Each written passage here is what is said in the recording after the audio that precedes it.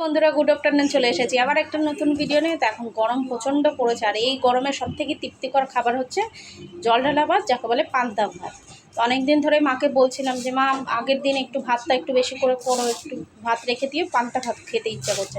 তো বেশি মা কালকে একটু বেশি করে ভাত করেছিল, রেখেছিল। দেখবে সদ্য সদ্য ভাত করে সেই ভাত খাওয়া আর আগের দিনে রেখে দেওয়া, দুটো কিন্তু পান্তা ভাতের মধ্যে অনেকটা পার্থক্য।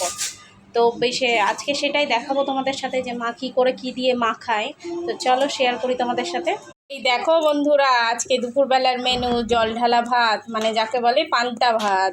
তো মা এটা কি কি দিয়েছো, কি দিয়েছো এর মধ্যে? গন্ধরাজ লেবু আর লঙ্কা, গন্ধরাজ লেবু, লঙ্কার এটা কি ডাল? ডাল। আর এই যে গন্ধরাজ লেবুর পাতাগুলোও দিয়ে দিয়েছো? হ্যাঁ, গন্ধরাজের পাতাগুলো দিয়ে দিয়েছি।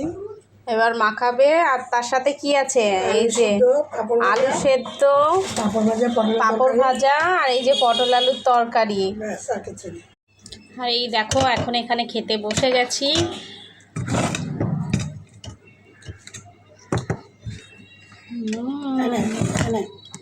দারুণ।